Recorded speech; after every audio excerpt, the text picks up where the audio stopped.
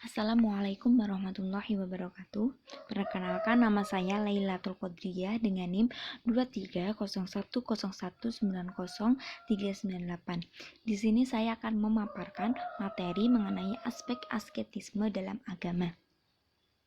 Yang mana yang pertama yakni pengertian asketisme tersendiri.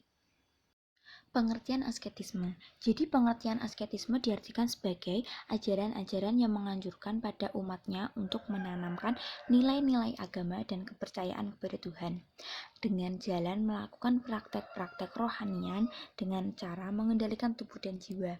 Pada tradisi-tradisi Islam, bahasa asketik bersumber pada konsep zuhud dan dari tradisi tasawuf.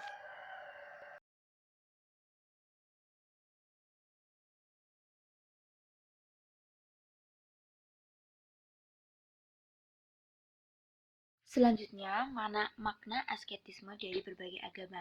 Yang pertama adalah agama Yahudi. Agama Yahudi menurut Philo memperkenalkan dualisme antara Tuhan dan dunia yang dijembatani oleh Logos.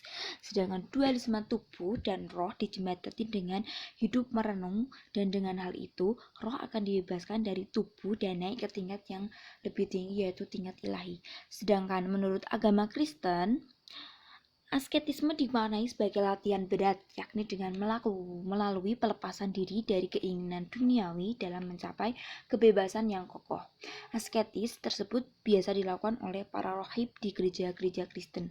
Mereka melakukan atau menjalani penyiksaan diri. Yang ketiga yakni agama Hindu. Asketisme diartikan sebagai pembebasan diri dari yang mutlak untuk menyatukan diri dengan Brahmana.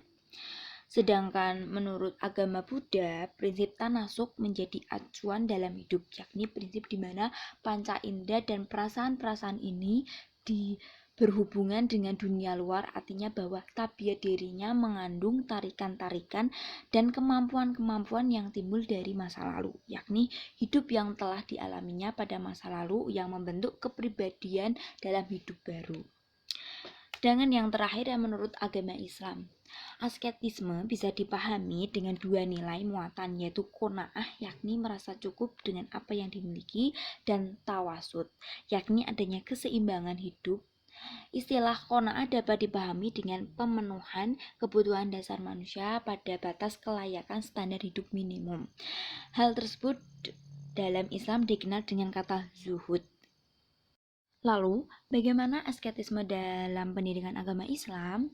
Asketisme merupakan dasar dari Islamic Spiritual Life, yaitu keteraturan, kealpaan dosa besar dan kecil, kesabaran, dan kesolehan, mencintai dan mengingat Tuhan dimanapun keberadaannya. Dalam pandangan Ibnu Khaldun, asketisme lebih dipersepsikan sebagai yuhud, yaitu alienasi diri dari masyarakat dan mengasingkan jiwanya untuk lebih fokus melakukan ibadah mahdah atau ibadah murni. Nah, menurut Ibnu Khaldun tersendiri kan, zuhud merupakan sumber dari asketisme. Nah, perlu diketahui bahwa pengertian zuhud yaitu salah satu sikap yang menjaga jarak dari kehidupan dunia, karena kehidupan dunia ini adalah sarana untuk mendekatkan diri kepada Allah Subhanahu wa Ta'ala.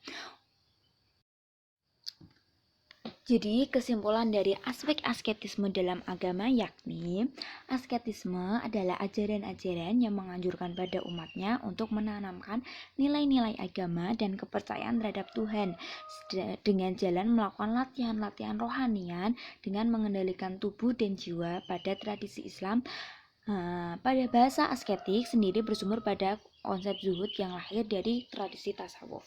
Jadi, zuhud merupakan langkah awal bagi orang-orang yang berjuang untuk mendapatkan kesempurnaan dan kemakrifatan kepada Allah Subhanahu wa Ta'ala. Dalam historis Islam, praktek asketis sudah ada pada zaman Rasulullah Shallallahu Alaihi Wasallam, yakni ketika Rasulullah sedang bertahanus di Gua Hira ketika menerima wahyu pertama. Hal ini merupakan bukti bahwa asketik sudah ada sejak zaman Rasulullah SAW. Kemudian kaitannya dengan pendidikan agama Islam, yakni ada beberapa hal yang harus dilakukan dalam mengimplementasikan pendidikan agama Islam agar bisa tercapai cita-cita pendidikan. Di antaranya adalah dengan memperkokoh sistem kurikulum dan menerapkan model internalisasi pembelajaran. Artinya, diperlukan sebuah metode yang disebut internalisasi atau personalisasi, yaitu metode memasukkan kognitif dan afektif ke dalam relung kalbu peserta didik sehingga peserta didik terbiasa dan melakukan nilai-nilai ajaran Islam.